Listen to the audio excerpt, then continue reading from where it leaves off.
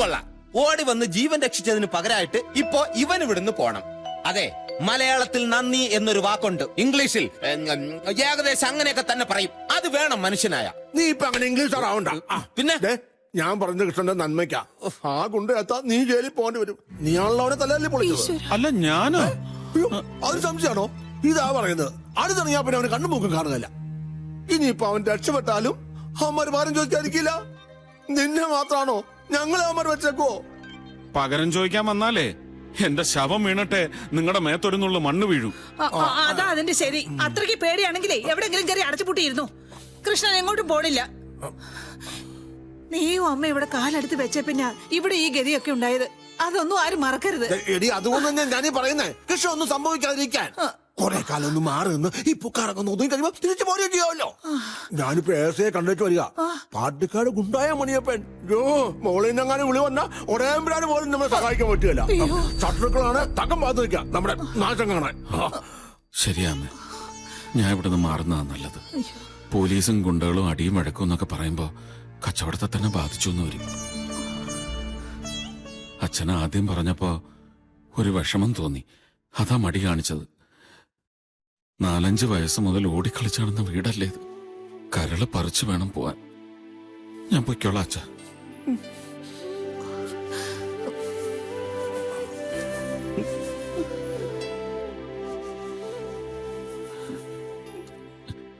എനിക്കറിയാടാ, ഞാൻ പോകുന്നതില് നിനക്ക് വല്ലാത്ത വിഷമമുണ്ടെന്ന്. അതെ, നീ പോയി കഴിഞ്ഞാൽ ഇവിടുത്തെ ചാണകം മുഴുവൻ ഞാൻ ഒറ്റയ്ക്ക് ചുമക്കണല്ലോ എന്ന് ഓർക്കുമ്പോഴാണ് സത്യം.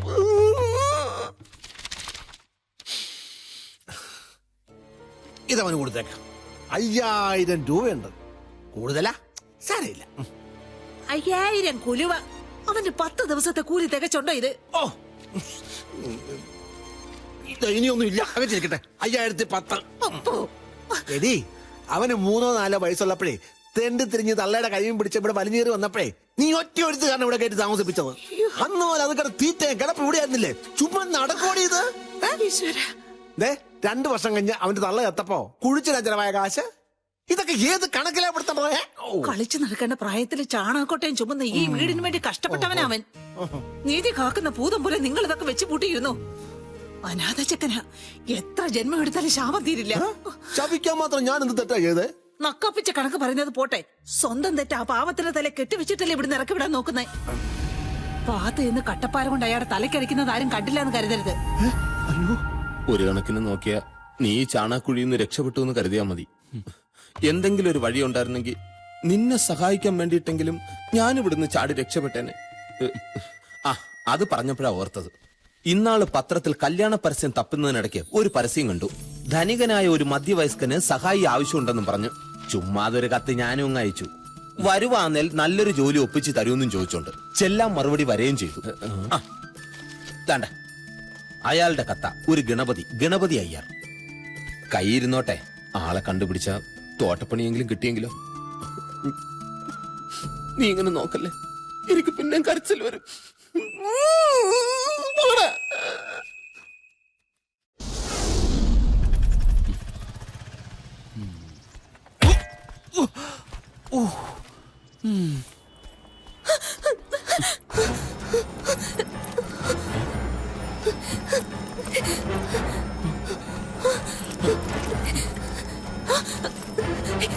പ്ലീസ് എന്നെ രക്ഷിക്കണം. ഇത് തട്ടിയെടുക്കാൻ വേണ്ടിട്ട് കുറെ പേര് എന്റെ പിന്നാലെ വരുന്നുണ്ട്. സർ പ്ലീസ് ഒരു മിനിറ്റ് വെച്ചാൽ മതി. പിടിച്ചു പറിക്കാതെ പോയി കഴിഞ്ഞാൽ വന്ന് വാങ്ങിച്ചോളാം. Okay?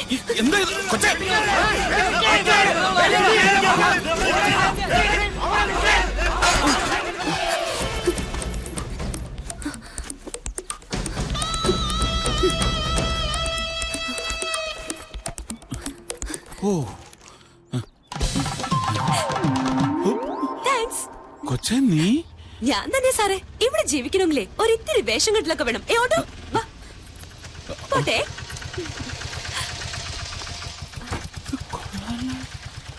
By. See you. Bye.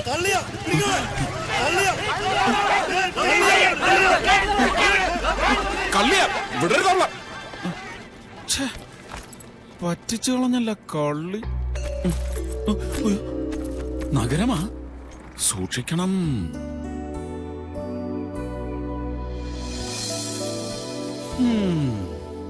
ഇത് വീടൊന്നുമല്ല, കൊട്ടാരം. ആരാ? ഞാനാ. ഞാനോ? ആ, ഇവിടുത്തെ സാറ് കത്തയച്ചിട്ട് വന്നതാ. നമസ്കാരം. കത്തവിടെ? കത്തിനായിരുന്നു.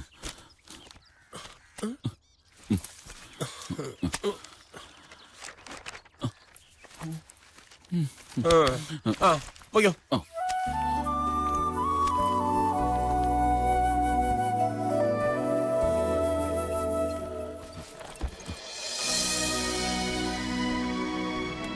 യെസ്, വരാൻ പറഞ്ഞ് കത്തയച്ചിരുന്നു. എന്താ പേര്? ഉൽപ്പലാക്ഷ മാർക്കണ്ഡേയൻ. പാലക്കാട് അല്ലേ? അതെ. ഏതുവരെ പഠിച്ചു? 5ാം ക്ലാസ്. ആഹാ. വലിയ പഠിപ്പിനൊക്കെ പോയാ ഭയങ്കര പ്രശ്ന. അതുകൊണ്ട് വീട്ടിലെ കാര്യങ്ങൾ നോക്കി നിന്നാ മതിയെന്ന് അച്ഛൻ പറഞ്ഞു. അച്ഛൻ എന്ന് പറയുമ്പോ വളർത്തച്ഛൻ. ഓ, എന്തൊക്കെ പണി അറിയാം? ഇന്നതൊന്നൊന്നുമില്ല, എന്തും ചെയ്യും. എനിക്ക് വേണ്ടത് ഓൾ ഇൻ ഓൾ ആയിട്ട് ഒരാളെയാ. അത്യാവശ്യം ബാങ്കിൽ പോക്ക്, എന്റെ കാര്യങ്ങളൊക്കെ ഒന്ന് നോക്കുക. സമ്മതാണോ? സമ്മത. ആഹാരം സമയാസമയങ്ങളിൽ ഹോട്ടലുകാർ എത്തിക്കും. വെജിറ്റേറിയൻ മാത്രമേ ഉണ്ടാവൂ. മത്സ്യമാംസാദികൾ ഇതിനകത്ത് കയറ്റാൻ പാടില്ല, അതെനിക്ക് നിർബന്ധമാണ്. രാവിലെ ഒരു സ്ത്രീ വന്ന് വീട് മുഴുവൻ വൃത്തിയാക്കും. പിന്നെ ഒരു വിസിറ്റർ എന്ന് പറയാൻ ഡോക്ടർ കോശി, അയാൾ എന്റെ പേഴ്സണൽ ഡോക്ടറാണ്. അത്രേ ഉള്ളൂ. അല്ല, എന്താ പേര് പറഞ്ഞേ? മാർക്കണ്ഡേയൻ. നിങ്ങൾ എന്താ ശമ്പളം പ്രതീക്ഷിക്കുന്നേ? ഒരു മാസം 15 രൂപയായാലോ? എടോ, 15,000 രൂപ തുടക്കത്തിൽ അത്രേ തരാൻ പറ്റുള്ളൂ. പിന്നെ തന്റെ പെർഫോമൻസ് കണ്ടിട്ട് എന്താന്നാ വെച്ചാ കൂട്ടിത്തരാം. മതി. All right. ആ, കിടപ്പ് ഉറക്കമൊക്കെ മോളത്തെ മുറിയില്. AC കേടായി കിടക്കുക, 2 ദിവസത്തിനുള്ളിൽ നന്നാക്കി തരാം. പിന്നെ AC ശരിയായി വന്നാൽ ജനലിന്റെ കുറ്റിയൊന്നും ഇടാൻ മറക്കരുത്. അതെനിക്കറിയാം. AC ഇട്ട് വാതിലും ജനലും തുറന്നിട്ടാ തണുത്ത് വിറങ്ങല് ചാള് പടിയായി പോവും. അതെനിക്കറിയാം. ഉള്ള സൗകര്യത്തിലൊക്കെ അഡ്ജസ്റ്റ് ചെയ്തോണം. എന്താ പിന്നെ ഇപ്പൊ തന്നെ ചാർജ് എടുത്തു. എടോ, ഇപ്പൊ തന്നെ പണി തുടങ്ങിക്കോളാൻ. ഉൽപ്പലാക്ഷ, ദേ ആ ഷെൽഫിന്ന് ആ പച്ച കുപ്പിയും 2 ഗ്ലാസും ഇങ്ങെടുത്തു. അത് തന്നെയാട്ടെ ആദ്യത്തെ പണി. ചെല ആ പച്ചക്കുപ്പി ആ താഴെ ഇരിക്കണത്.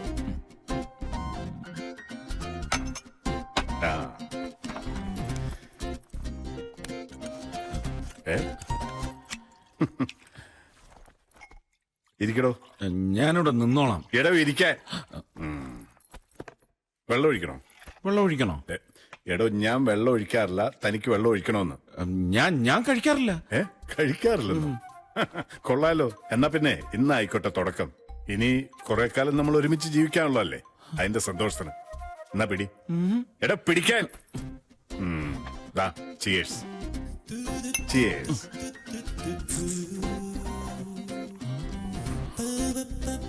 ഞാൻ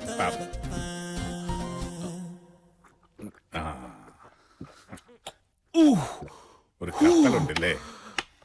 ആദ്യാട്ടാ. വീണുപോയ സാറെന്നെ വൈകടിയരുത്. എന്തോന്ന്? കൈവെടിയരുത്. എവിടെങ്കിലും എടുത്തു പിടിച്ച് കിടത്തിയേക്കണം. ഒന്നും സംഭവിക്കില്ലടോ, ഇത് വിദേശിയാ. ആണോ? എന്നാ ഇങ്ങത്താ. എന്നാ പിടിപ്പിച്ചോ, കത്തി അങ്ങ് കയറട്ടെ.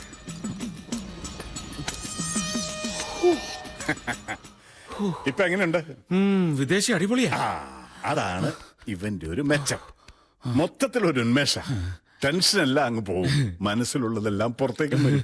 എന്താ ശരിയല്ലേ? ഉള്ളത് മനസ്സിനുള്ളിൽ എന്തൊക്കെയോ പുറത്തേക്ക് വരുന്നത് പോലെ. അതിനി വാള് വെക്കാനാണോ? ഏയ്, തൊട്ട് വെക്കാൻ എന്തെങ്കിലും ഉണ്ടായിരുന്നെങ്കിൽ. ഉണ്ടല്ലോ. എന്തോന്ന്? എന്റെ കയ്യിലുണ്ട്. പൽപ്പൊടി. ഒരു പുകച്ചിൽ കിട്ടും. ലേശേ ഉള്ളു. സാർ തൊട്ടോ, ഞാൻ വേറെ വാങ്ങിച്ചോളാം. എനിക്കിതൊന്നും വേണ്ട. വേണ്ടെങ്കി വേണ്ട. സാറിന്റെ കപ്പാസിറ്റി എങ്ങനെ? ചെറിയ ഒരു ഫിറ്റ് ഉണ്ട് ഗണപതി സാറിന്. സാരമില്ല, ഞാൻ ഒരെണ്ണം കൂടി തരാം. അതുകൊണ്ടങ്ങ് കിണ്ടി ആക്കിക്കോണം. പിന്നെ ഒരു തുള്ളി ഞാൻ തരത്തില്ല. വലിച്ചു, ഒറ്റ വലിക്കങ്ങ് വലിച്ചു. എനിക്ക് അതിശയ, ഒറ്റയ്ക്ക് ഇത്രയും വലിയ ഭാർഗവി നിലയം പോലത്തെ കൊട്ടാരത്തിൽ പേടിയാവില്ലേ സാറിന്? എന്നാ ഇനി പേടിക്കണ്ട, ഞാനുണ്ട്. മാടനും മറുതെ യക്ഷിയൊന്നും എന്നോട് കളിക്കത്തില്ല. എന്നോട് കളി.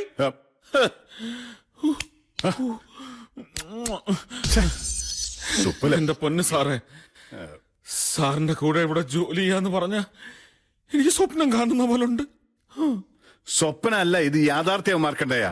മാർക്കണ്ടേയനോ? ആ. അവനങ്ങ് ചാണകക്കുഴിയില്ലല്ലേ? അവന് സാറിന് അറിയോ?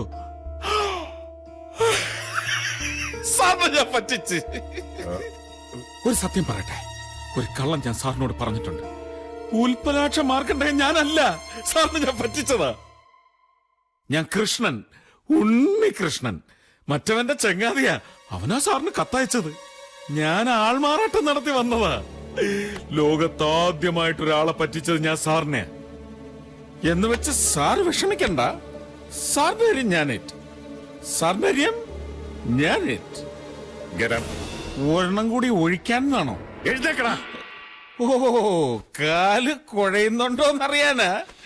നോക്ക്, ശരിയല്ലേ? എടാ, ഇറങ്ങിപ്പോൻ.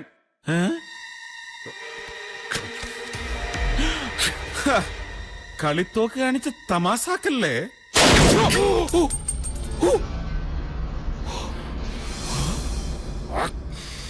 താൻ എന്തോന്നാണോ കരുതിയേ? കാലിന് സുഖമില്ലാത്ത ഒറ്റത്തടിയനായ എന്നെ കബളിപ്പിച്ചെന്റെ സ്വത്തെല്ലാം തട്ടിയെടുക്കാമെന്നോ? ഇടാ, നിന്നെ പോലെയുള്ള തെമ്മാടികളെയും ഫ്രോഡുകളെയും ഞാൻ ഒരുപാട് കണ്ടിട്ടുണ്ട്. 5 ചില്ലിക്കാശിനു വേണ്ടി കൊല ചെയ്യാൻ മടിക്കാത്ത മൃഗങ്ങൾ.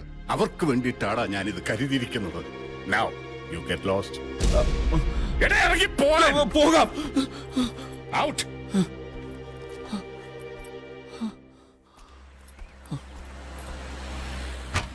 ഒന്ന് നിന്നേ. 137ാമത്തെ ആളാ താൻ. ഔട്ട്.